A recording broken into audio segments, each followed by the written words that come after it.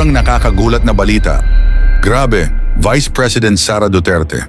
Nagulat matatanggal na nga ba sa pwesto, ginulat ang VP ng Congress. Ayon sa nakalap nating impormasyon, rumesbak na ang Quadcom patungkol sa mga binitawang death threat ni VP sa presidente. Pinakikilos na daw nila ang NBI, pwede daw ma-impeach si Duterte. Pero ang talagang gumulat sa Congress kay VP Sara ay nang sabihin malapit na siyang masibak pag siya ang nahuli. Tara panoorin natin. Sorry, connected pa rin po. Nabanggit nyo rin po yung kay Vice President Duterte. Follow up na lang po sa mga statement kanina kasi ngayon mainit sa mga public discussion yung naging death threat nga ni Vice President Duterte laban kay na Pangulong Marcos at Speaker Romualdez. And yung iba may mga nananawagan para maimbestigahan ito. Para sa inyo, is it best po na maimbestigahan? At saan po kaya particularly nakikita nyong best na maimbestigahan yung mga ganitong pahayag nga, yung mga naging pahayag ni Vice President Duterte? Tingin ko yung NBI po, yung national government ay gumalaw na. In fact, nag-issue na ng subpoena ang NBI para po makuha ang panig ng ating Vice Presidente. So makikita naman po natin yung mga on the national level po, yung mga national agency na concerning natutugon po dito sa isyung to ay nandiyan na po at gumagalaw na po.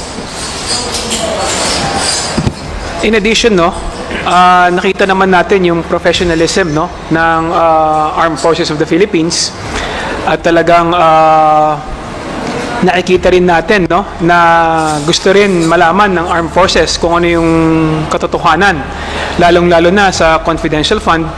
At sa ngayon nga, dininay ng ating Armed Forces na nakatanggap sila ng confidential fund sa Office of the Vice President.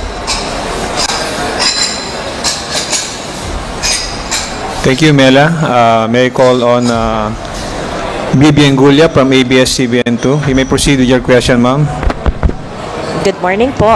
Follow up lang dun sa question ni Mela on the medical update sa medical status nitong mga dinala po sa VMMC. Kong Chua, baka lang po meron ng report sa inyo. For example, today, kamusta na po sila? At saka makaka-attend pa po ba sila nung mga succeeding hearings ng committee? For example, on Friday, magre-resume yung inquiry. A-attend po ba ito? Si Attorney Zulaika Lopez kahapon po in-attach po dun sa kanyang excuse letter yung medical update po niya. Kaya nga po in-extend na lang po namin yung kanyang contempt for another 5 days. So para at least nandoon naman siya sa veterans, makapagpahinga siya, ma-examine siya thoroughly. Insofar as si Miss Gina Acosta, dahil kahapon pa lang po nangyari, wala pa po tayong nakukuhang report galing po sa kanyang sa kanila pong panig.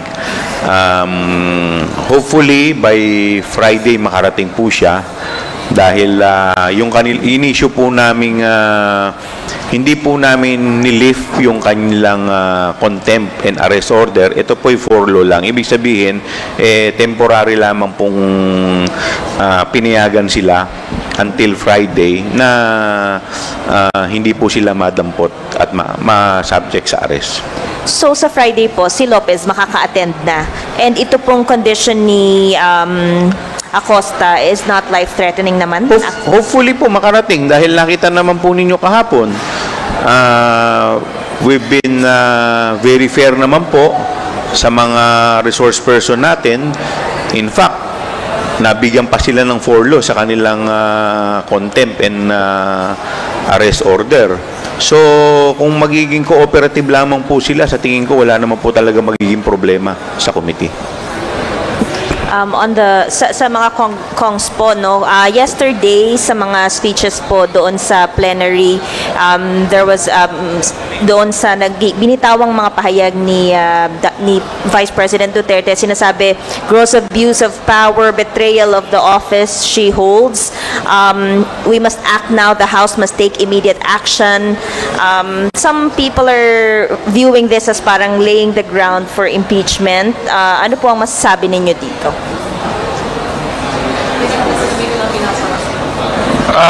Normal po siguro na reaksyon ng House members yon under the leadership of Speaker Martin. Siyempre po, kami po yung direktang binibira din nila sa House of Representatives. So, kaya kami nandito dahil pinagtatanggol po namin tong bahay namin, tong House of Representatives.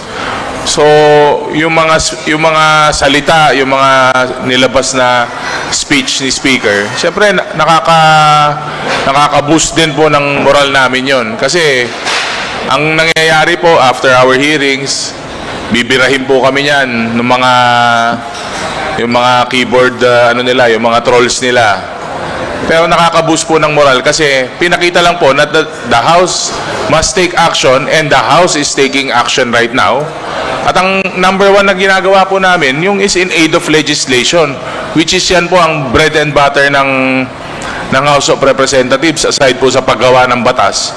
So lahat po ng ginagawa namin at gagawin, matagal na po namin inumpisan. Wala pa pong Quadcom, nag-umpisa na po sa mga hearings para mailabas po yung mga katiwalian na yan. Kung ano man yung dapat na gawin o syempre yung sa executive side, hindi naman namin control yun Ang nagagawa po namin is yung trabaho namin, which is yun yung ginagawa namin. Yun po ibig sabihin nung pag-take po ng action. And what we are doing now is already taking action and it is a call to action. For me, I share and join the sentiments expressed by our colleagues yesterday in the plenary session. Bilang isang miyembro po ng House of Representatives, hindi naman natin gugustuhin ang yung ating leader through the House Speaker ay pagbabantaan po ang kanyang buhay. Remember, yung official po na nagpahayag ng actual death threats is the second highest public official of the land. And the threat was directed to the President, the First Lady, as well as the House Speaker. So, alangan naman hindi kami mag-react doon sa naging pahayag, no? Pagbabanta na po yun sa buhay. And yung mga ganun po, wala hong puwang yun sa ating pamahalaan. Remember, we are public officials. Paano tayo titiwalaan ng tao kung tayo mismo walang pakundangan na magbibigay ng mga death threats? Remember, Vice President po siya. And isa po siyang abogada. Alam niya po yung mga consequences when we utter the speeches and the statements. Dapat naman yung akma sa ating pong posisyon. So again, this is to share the sentiments of the House leaders who expressed their support to this administration, to our House Speaker, dahil hindi na po ito biro. Isa na po itong malaking banta sa ating demokrasya, sa ating pong kapayapaan. Thank you. May another statement lang po ni Duterte following yung kill remark po ni VP Sara kay PBBM. Her dad, PRD said, kasuhan nyo na lang si Inday, hindi naman makulong yan. Hindi talaga magpapakulong yan kung uuwi yan ng Davao. I mean, it's pertaining to the DOJ. This was with the press con last night, no? Yes po. Hindi ko pa kasi napanood. Pero opinion naman niya yun So, but again, nakita naman po natin yung direksyon ng House, yung sagot ng House, sagot ng ating mahal na Pangulong Bongbong Marcos. They are treating this with all seriousness. Kaya kung ano man yung laro-laro na naman, play with words, o kaya yung sinabi nilang kasuhan, then titignan po natin sa mga susunod na araw kasi wala naman po sa kamay ng Kongreso yan. Ang ginagawa po ng Kongreso ngayon, hinahalungkat po natin yung katotohanan, hinahanap po natin yung katotohanan dito sa ating mga hearings sa good government, saka sa Quadcom. So, wala, opinion nila yun yun ang tingin nila Thank you. Yes, I guess the DOJ through the NBI has started its investigation, and a subpoena will be issued for the Vice President to answer and to face these criminal charges to be filed against her. So with that, due process will be observed in such a way that the Vice President will be given the opportunity to answer with regard to his threat, no, against the President, the First Lady, including the House Speaker. So this will undergo a regular process. Sorry, can we hear the quote again? Just to be sure po, no? Kasuhan nyo na lang si Inday, hindi naman makulong yun. Hindi talaga magpapakulong yun. Kung ipapakulong, uuwi ng Davao yan. I'm guessing the context also is kasuhan na lang instead of having the hearing. Tama po ba? I think it's pertaining to the kill threat po kay PBBM. So do you have any comments on that? Sa DOJ. Instead, kasuhan na lang. I'm sorry. I guess the context is lost on us. We haven't heard the press con, but I think what's safe to say. Well, for one, we've had first-hand experience na po, having had the former president join us in a committee hearing. Baka po hyperbole po ito, so I'm not sure if we'd understand it right. But we stand by the rule of law, and we stand by the statement of the president and the speaker.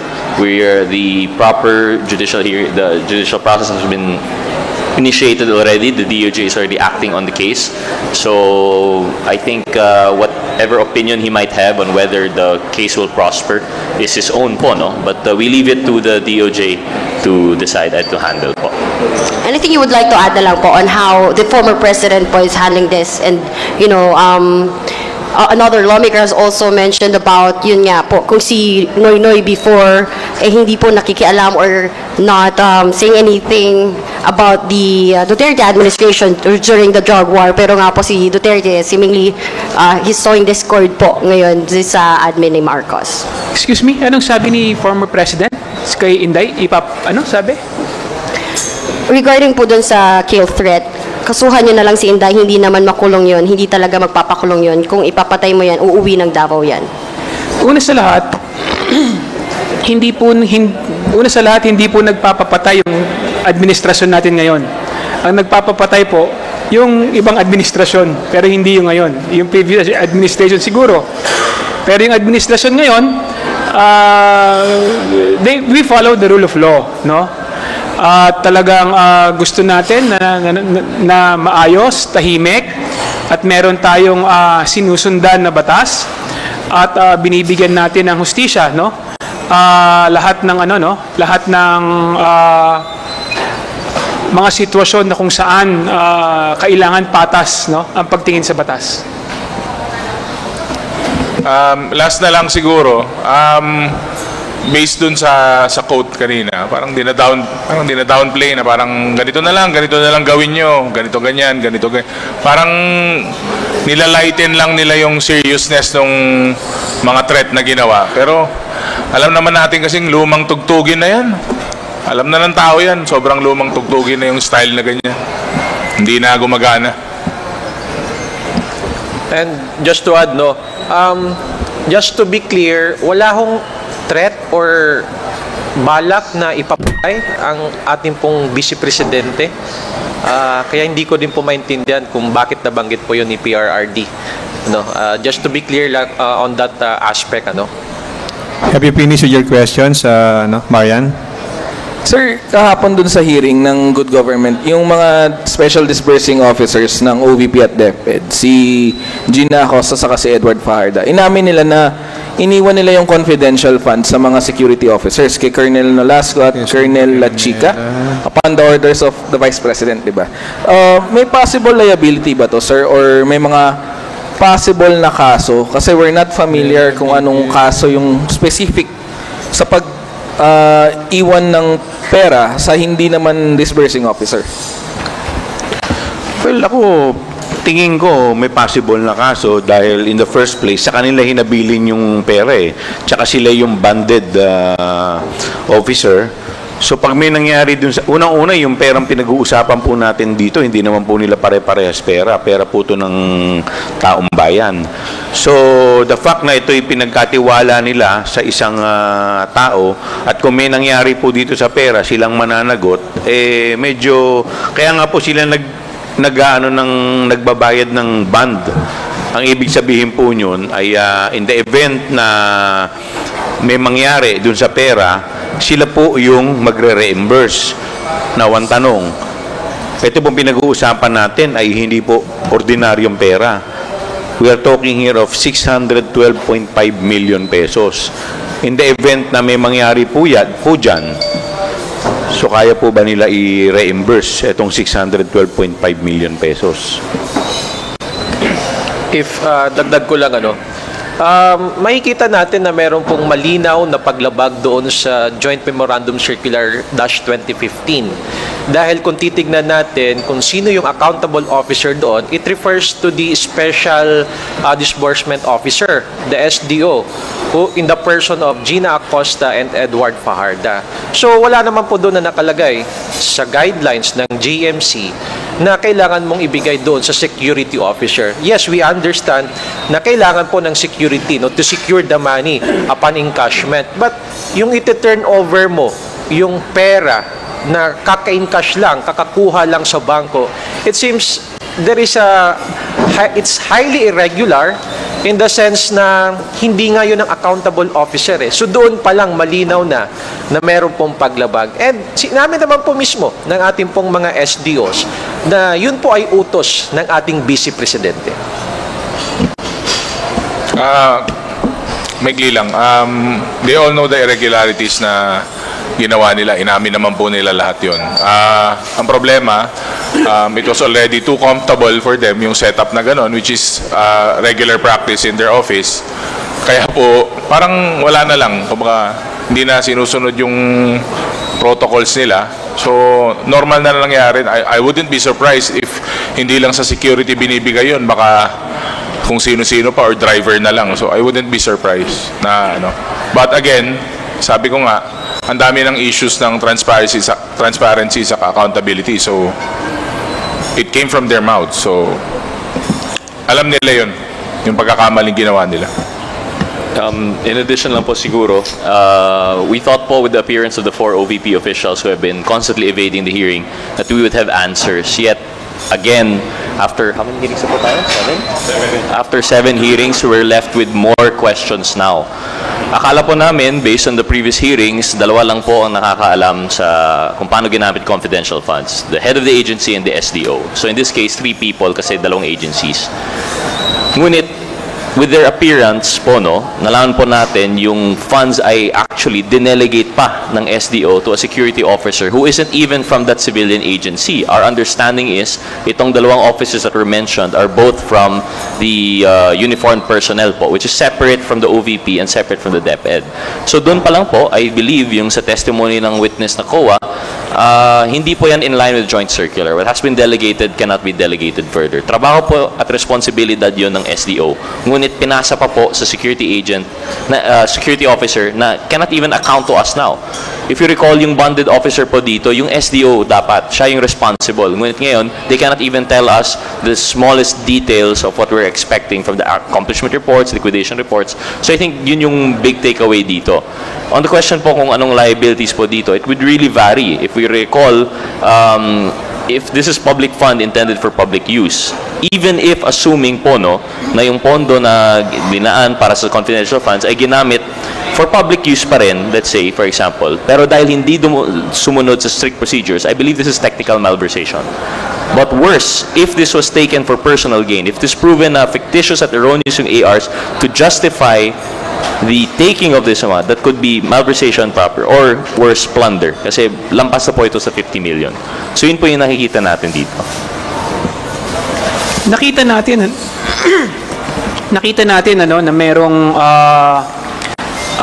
pagkukulang, lalong-lalo na yung ating mga disbursing officers. Nakita natin na nagkulang sila sa pag-iingat ng pera ng ating pamahalaan. At sa huli, it is a command responsibility. At talagang nakikita naman natin na lahat sila ay sumusunod lamang sa utos ng ating Vice Presidente. So sa huli, kung may makitang mga paglabag sa batas, kung may makitang kailangang may managot, kailangan akuhin, no, ng ating Vice Presidente ang pananagutan dito sa pagkukulang. Sir, yung ganitong issue na ang nag-disburse talaga si Colonel Nolasco and Colonel Lachica, mako-cure ba nito kung sakaling yung dalawang officials na lang ang ginawang SDO o bawal dahil military officials sila? Well, for one po, nabanggit naman po ng COA na pwede naman po mag-assign ng other SDOs. It would have cured probably, but the problem is they're still not from that office. I don't think, halimbawa, the agency, yung pondo nakalagay sa OVP, dapat ang SDOs galing po sa OVP eh. So doon pa lang, even if they did make, I don't know if you could even make security personnel from a different agency an SDO. So I don't think it would have cured it po. Although technically, you could add SDOs and that would have been a cure. Pero dahil nasa ibang opisina po, not possible, I think. Siguro po kung sa pondo, let's say, ng AFP, meron din po silang sariling SDO. But kagaya nga po ng sinasabi ni Congressman Rhodes, Office of the Vice President, hindi po sila, in fact, hindi nga sila sumusweldo sa Office of the Vice President. Kaya meron din po talagang problema. In addition lang po, no, aside from that, not only is that they're from the other office, they're from outside of the agency. Sila mismo, iba na po yung mandato ng opisina nila. So how could they be SDOs for a mandate to be executed for the civilian agency? Sir, part ba ito nung mga kinoconsider ng committee as a possible legislation? Kasi ang pinagbabasihan natin ngayon, joint memorandum circular lang eh. Wala pang formal na batas for guidelines on CFN. Ako tingin ko wala naman pong problema eh. Talaga naman dapat SDO ka kung saang ahensya ka nagtatrabaho. Nagkataon lang dito, gano'n naman talaga, yung binigyan nila ng ginawa nilang SDO, talaga naman pong nagtatrabaho, just so happen, binigay po nila sa iba. Kaya nga po, isa po sa mga possible na legislation na aming iniisip, dapat nga po talaga, yung mga wala naman pong kinalaman sa intelligence gathering ng mga ahensya at departamento, dapat po talaga, we have to limit yung bibigyan natin ng mga confi fund. In addition to that lang po, no, siguro nakita natin, back then siguro sufficient pa yung joint memo circular, joint memorandum circular. Para nakita natin na it's being twisted, yung definitions. Halimbawa, si Mr. Fajarda was insisting na yung pagbigay niya ng pera to the security officer is disbursement, which I think the COA says is not their interpretation at hindi rin. Pero to be fair, I don't think it says in this joint circular kung ano ba talaga yung disbursement. So in a sense, I think one of the suggestions by the committee, siguro the committee report, is to strengthen the joint memorandum circular. But on our part, I think we might push for legislation on top of that po, no? To really set the bounds and limitations ng mga SDOs natin and siguro stronger penalties for that responsibility. Sir, last question na lang. Kasi kahapon may statement yung mga House leaders saying na yung statements ni Vice President Duterte was a clear danger and threat to the country's democracy. Do you agree with this? Tingin nyo may ganong gravity yung mga statements na binitawan ni Vice President? 100%. Definitely, because ang threat po sa ating Pangulo. Ang ating pong Pangulo ang nagre-represent po ng ating bansa. So, siguro sa ibang bansa nga po, baka hindi po, they will not take it lightly. So, definitely, there is a clear and present danger. I would agree po, there's a clear threat. There's a clear danger because there's a clear threat. We've gotten so used po, no, to the statements being watered down by biro lang or hyperbole. Pero in this case, sabi nga po, no joke. So there is a clear threat on a person who isn't even private, but the head of our country. So this is a threat, direct threat on our democratic institutions. So there is a clear, very clear danger po. Ang ginawa, no, ng ating Vice President ay malinaw na nagdudulot ng gulo at saka pagkawatak-watak, no? Kapag hinayaan natin ang ganitong klaseng pananakot, nagiging banta ito hindi lang sa demokrasya natin, kundi sa katatagan ng ating bansa. Thank you, Gab. Meralis Moras from PDB4. You're recognized. Hi, good morning po. Sir, unahin ko lang po yung about health concerns kasi kahapon yun nga si Gina Acosta habang tinatanong niya sa hearing kahapon ay bigla na lamang sumama yung pakiramdam at isinugod sa ospital. At alam naman natin si Attorney Zulaika Lopez ay nasa ospital na rin. Una po, Kongs, ano po yung official medical update na kina Gina Acosta at Zulaika Lopez? Kumusta po sila at hanggang kailan kaya sila sa Veterans Hospital? May update po ba sa atin? At ano lang din po, isunod ko na rin po, ano pong masasabi nyo dito sa mga tauhan, mga opisyal ng OVP na biglang nagkakaroon ng problema sa kalusugan sa gitna ng pagdinig? Doon po kay Attorney Zulaika Lopez, kung hindi po ako nagkakamali, ang kanyang diagnosis is acute stress. Ano yun? Ano yun? Disorder. So, parang binibigyan siya ng ilang araw para makapagpahinga. Until such time siguro. Anyway, yung contempt naman ay inextend po namin until Saturday, or that is 5 days, no? So insofar naman as si Ma'am Gina Acosta, wala pa kaming report, pero nung nandoon nga po sa committee hearing, pinatawag po natin ang ating in-house medical doctor, at nung binipi po siya, parang nag-shoot up yung yung blood pressure ng 150/100. Kaya po minabuti na dalhin siya sa malapit na ospital, which is dito nga po sa Veterans.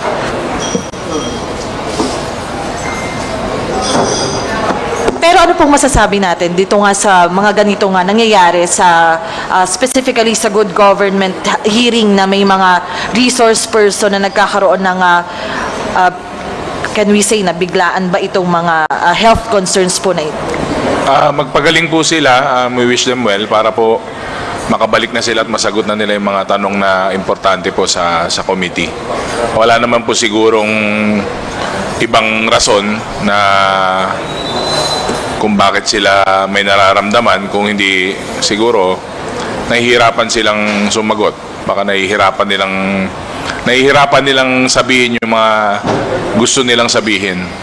At saka yun siguro nagkakos ng stress. But I'm not a medical practitioner, so pagaling po sila para makabalik na po sila at masagot na po yung mga kailangan sagutin sa komite.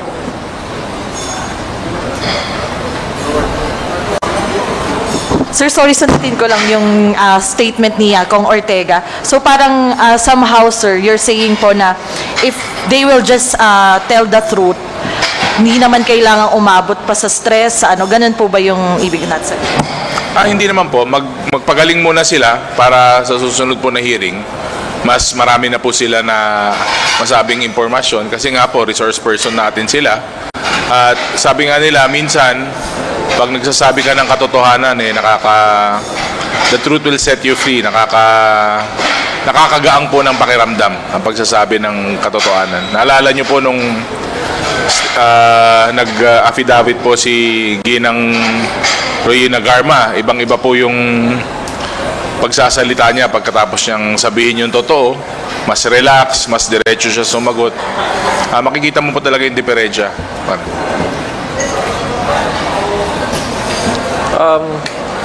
Tama yun, para mas mabilis nating matapos itong committee hearings. In fact, sabi ho ng aming chairman, siguro may isa o dalawa pa pong mga committee hearings.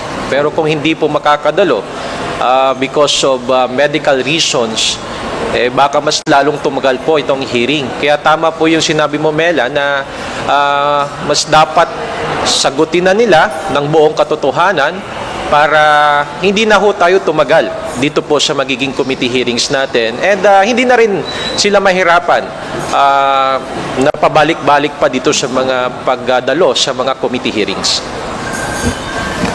In addition to that, kung mapapansin po ninyo nung tinatanong si Ma'am Gina Acosta ni Congresswoman Jinky Luistro, parang nahihirapan po siyang sumagot eh. In fact, there were 2 instances yata na halos maluha-luha po siya.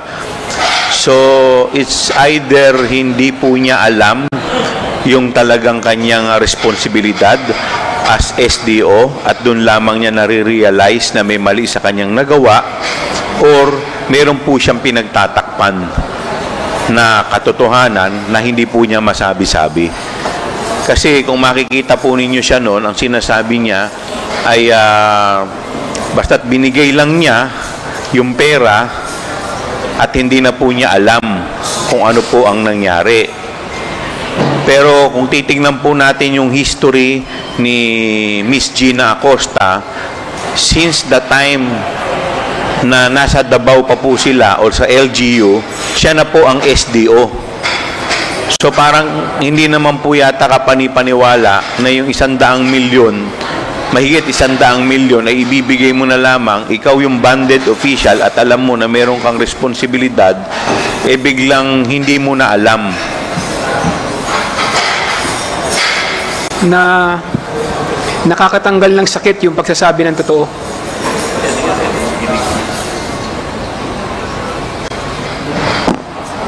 Okay, and mag-shift lang po ako.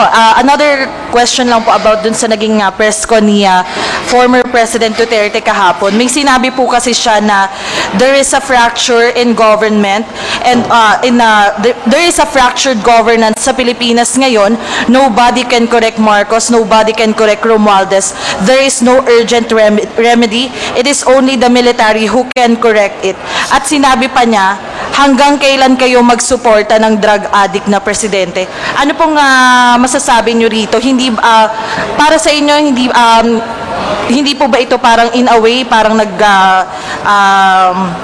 nag-encourage na ng withdrawal of military support? Ano pong reaksyon nyo dito sa particular statement ni former President Duterte?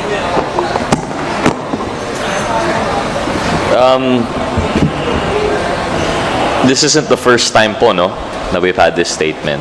And I recall if this nangyari po ito last time, parang inciting to sedition po, no, yung what was tagged to it. Pero at this point, puro hyperbole. I'm not sure if it should even be dignified with a serious consideration po, no. That's just my personal opinion. This is another diversionary tactics, no? Para pagtakpan ang totoong issue na kinakaharap ng ating Vice Presidente. Tingin natin sa sobrang bigat, no, ng mga issue ngayon ng ating Vice President, kailangan niya ng tulong ng kanyang ama, no, para tulungan yung anak na pagtakpan kung ano man yung kinaharap ng ating Vice President. Isa lang ang masasabi natin, no? I-explain lang niya kung paano ginamit ang confidential fund. Yun na yun, no? Hindi na natin kailangan ng mga salita, no, na hindi nakakatulong sa ating bayan at lalong nakakapagbigay, no, ng dibisyon sa ating mamamayan. Sorry, in addition lang po to my statement, no, why I'm able to say po that we shouldn't take it seriously anymore kasi baka hyperbole, because I also have full trust and confidence in our armed forces that they will stay true to their oath to protect and uphold the Constitution. Yung order na yun, yung suggestion na yun is very much against the Constitution, so I don't think even the AFP will take that seriously po. I totally agree with Congressman Jay, no, na isa na naman itong paglilihis sa mga issue na ipinupukol sa kanyang pong anak na si Vice Presidente. At doon sa kanyang parang panawagan, no, na mag-withdraw ng support ang mga militar, para sa akin hindi po akma sa isang naging chief executive, no, naging isang presidente na may taong mananawagan na hikayatin na mag-withdraw ng kanilang suporta sa kanila pong Commander-in-Chief. Alam po niyan, no, ni PRRD bilang isang naging Commander-in-Chief na isa sa mga ayaw mong mangyari ay kumalas ng suporta ang ating mga militar. So, I guess that is inappropriate statement, no, ng isang naging dating presidente at naging commander-in-chief ng ating bansa. Dahil kung ganyan, again, we are not calling for a peace and unity in our country. Mas lalo mo pang hinihikayat na magkaroon ng gulo, away sa ating hong bansa. Parang 3 beses na yata nilang na statement yan or sinubukan na ginawa. Kaya nga sinasabi ko, talagang lumang tugtugin na yan. Wala nang naniniwala, wala nang sasama dyan. Kasi ang taong bayan, mas maraming problema na kailangan ayusin, which is yun ang ginagawa natin ngayon. Wag na silang dumagdag sa problema ng bansa. Dinidivide pa nila tong bansa natin. Wala. Lumang tugtugin na yan, wala na nakikinig. Good morning po. Yesterday po merong press con si former President Rodrigo Duterte and may ilan po siyang mga sinabi. He's saying that Congress is sa Congress po, contempt is not a crime and yung contempt is just a measure for the orderly conduct of congressional hearings. Kung may nagawa kang disturbance or disorderly conduct. So, ang point po niya is dapat daw may detention center sila kung wala sana may bakanting kwarto doon ilagay at hindi dadalhin. Bakit daw dadalhin pa sa prison, sa correctional? Kasi hindi naman daw criminal.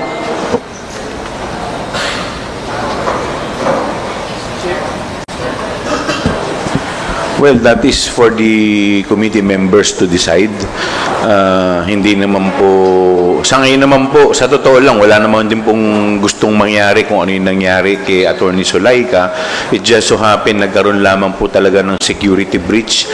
At napakahirap po talaga na may VIP po na nandirito at hindi naman po talaga kakayanin din po ng ating security at facility na i-secure yung pangalo sa pinakamataas na opisyal ng ating bansa.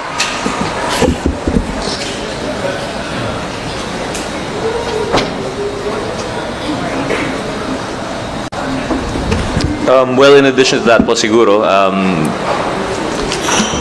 well, yung opinion po ng former president, that's well taken, I suppose, pero it's nothing incongruent or hindi naman po in opposition to what we're doing here. The contempt power being exercised here is the self-preservation of Congress. This is innate, it is residual in Congress, and it has been defended many times by... Sorry for the technical difficulties. So yun po, the power of contempt is residual, it is innate with Congress, and it has been protected many times by the Supreme Court. Our exercise by the House through the committee is valid, I believe, and it is in line with previous precedent. Yung sinasabi po ni Chair Joel, and we agree with that po siguro, yung although we do have a contempt, we do have a detention center in the House, it's not properly equipped sometimes for given certain circumstances. As we understand, over the weekend, special circumstances po nangyari. It's not just your regular content issue. So the need to transfer to another facility usually ina-accommodate naman. And this is not the first time actually. We've already had precedent that we've already had contempt orders served in these facilities. In fact, yung ano pa yung na-mention? Yung Women's Correctional? The Women's Correctional was previously used also in the Quad Committee on the topic of POGO. So, it's nothing new. I wonder why ngayon lang po siya nagiging issue. So, yun lang po siguro in addition. On the administrative side, we will take the remarks ng dating Pangulo as customer feedback. At siguro kailangan po nating dagdagan pa yung detention facilities natin o dagdagan po ng kwarto kasi nga alam nyo naman po na ratsyada po ang Quadcom, so marami pong nakagamit ng facilities natin. And of course, as customer feedback, we will improve our facilities as well. Good morning po. To Congressman Chua. Sir, hanggang Sabado pa yung contempt order ni Attorney Lopez. Hindi na po ba ipapalipat ng komite si Attorney Lopez sa correctional? Hanggang kailan po siya sa veterans? Ibabalik pa po ba siya rito sa House Detention Center? Sa ngayon, call po kasi yan ng Sergeant at Arms dahil depende nga kasi sa medical condition ni Attorney Lopez. Kaya mahirap naman po na ipilit natin na ilipat siya sa ibang prison facility na wala naman pong o hindi naman po equipped para tignan yung kanyang medical condition. So, can you assure po na kasi yung kinakatakot niya na baka malipat sa correctional, may bibigay po ba kayo ng assurance na no, hindi ka na namin ililipat sa correctional? Sa ngayon, wala naman pong pinag-uusapan na mailipat siya agad. Thank you, sir. Kay Congressman Kong Hoon, kahapon sabi ni Gina Acosta, may mga piatos sa Davao.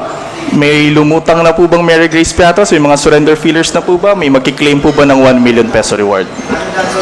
Well, kung meron niyang Mary Grace Piatos, no? Sana lumapit na siya at kinuha niya na yung 1 million, no? Ng alok ng mga kasamahan ko sa komite, no?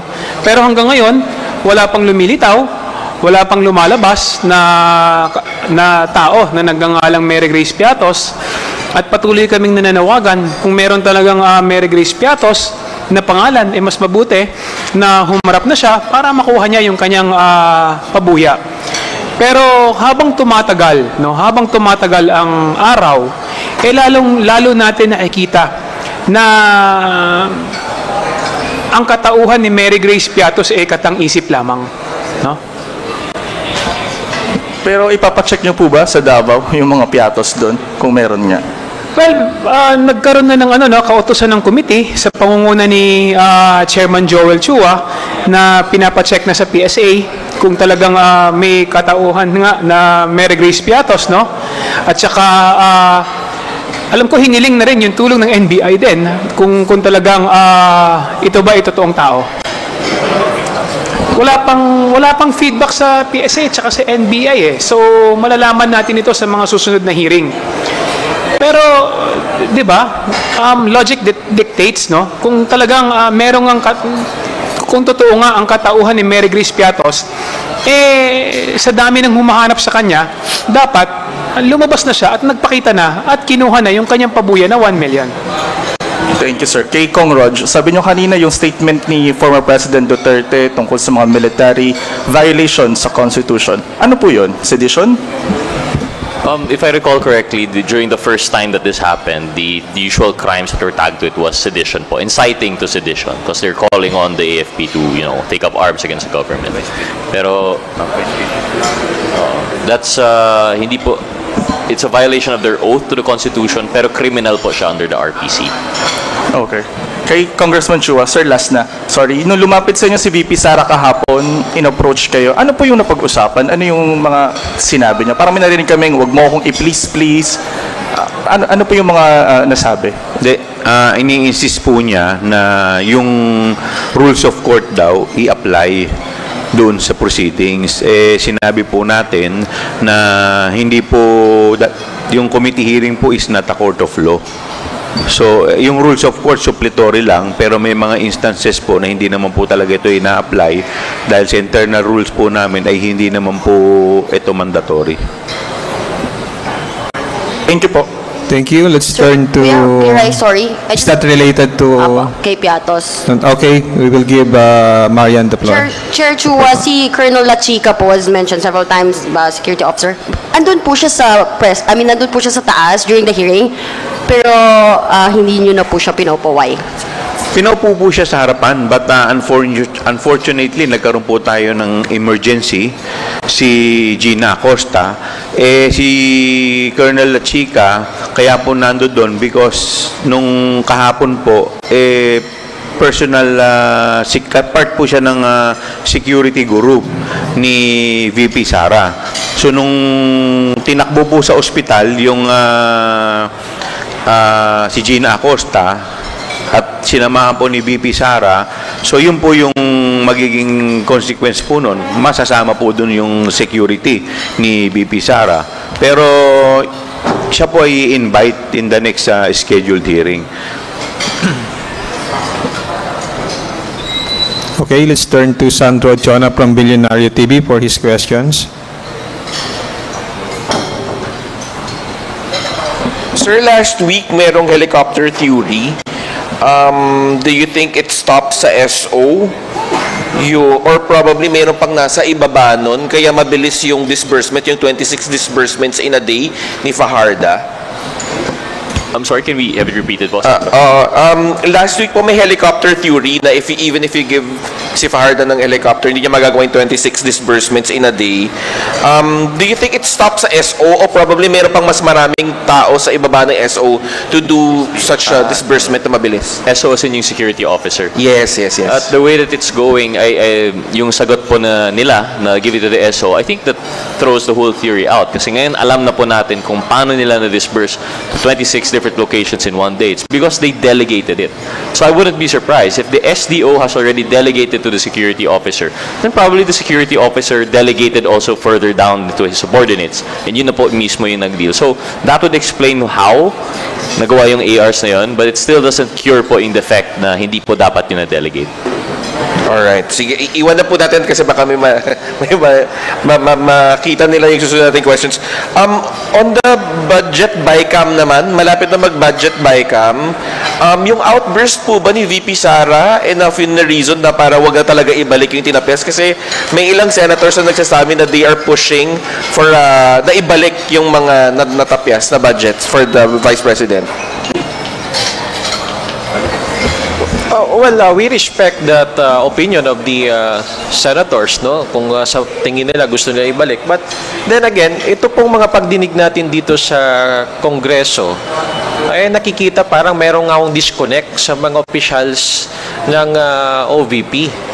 And precisely, the reason why mas lalo nga dapat na ibigay na lang natin doon sa mga major agencies yung pong implementasyon ng iba-ibang mga programa. And to be clear, hindi naman natin talaga binawasan. Kumbaga, nilipat lamang ho natin doon sa mga ahensya na meron talagang primary mandate, no, to implement these programs. So, with regard to this budget, well, of course, the final outcome will be subject to the deliberations during the BICAM. And if I'm not mistaken, baka next week ho, magkakaroon ho ng schedule for the members or the delegation of the Senate as well as the House of Representatives to meet in a bicameral conference committee. Thank you. Jelly Mendez from DWIC, you're recognized. Sir, yung sa pagbibigay po ng furlough sa 4 na opisyal, possible din po na ibigay din to kay Attorney Zulaika? Well, depende yan sa mangyayari sa Friday at kung a-attend po siya ng committee hearing. Pero kumpiyansa po tayo na hindi ito magagamit para lumabas sila ng bansa. Hindi naman po siguro. Ito naman ay nag-commit naman po sila nung binigyan po namin sila. We have to remember na under oath din po sila noon. Kagabi po, sinabi po ni Antipolo Representative Romeo Acop na isuspend yung hearing, yung bago po matapos hanggang Friday po. Tuloy pa rin po ba yung susunod na hearing sa Friday or hindi na? Sa Friday po, yung next scheduled hearing.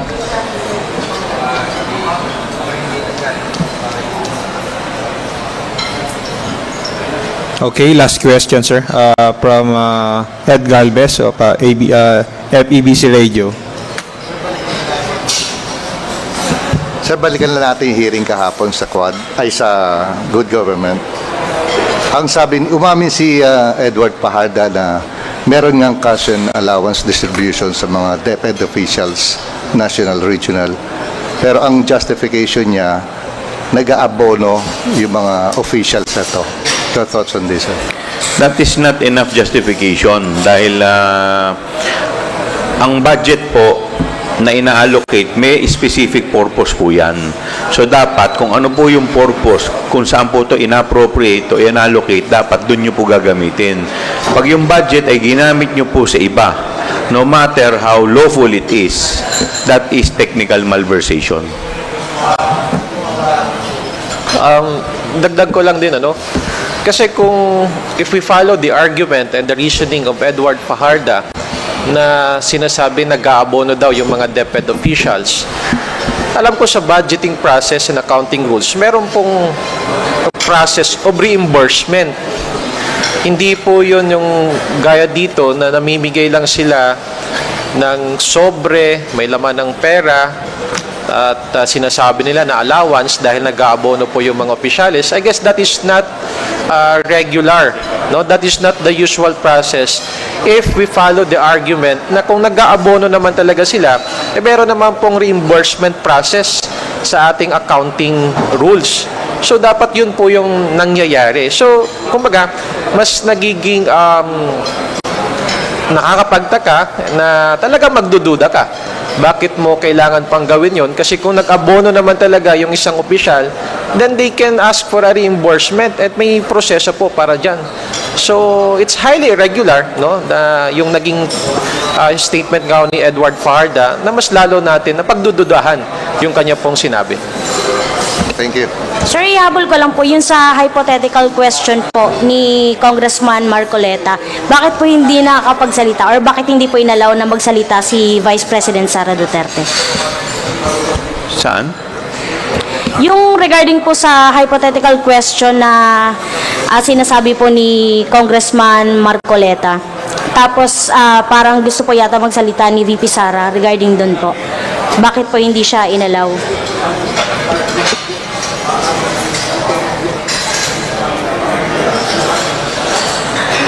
Kasi internal rules po namin yun eh. Kami-kami lang muna ang nangyayari po kasi kahapon, pati mga rules, kino-question po niya. So parang it is, yung manner po na ginagawa niya, it is like as if para po siyang member ng committee. Hindi naman po dapat ganun. Dapat kami po ang nagtatanong sa kanya, hindi naman po yung siya ang nagtatanong sa amin. Sir, ito ba yung, naniniwala po ba kayo na ito yung dahilan kung bakit nag-adjourn din po agad si VP Sara? Nag-ano?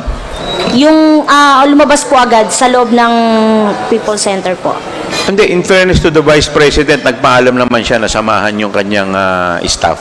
At meron naman po talagang medical situation kahapon. Tinawag natin yung ating medical doctor to check the Miss Gina Acosta at based nga po dun sa kanyang blood pressure nag 150/100. Kaya in-advise kami nung kanyang nung doktor na magkaroon ng further examination kay Miss Gina Acosta.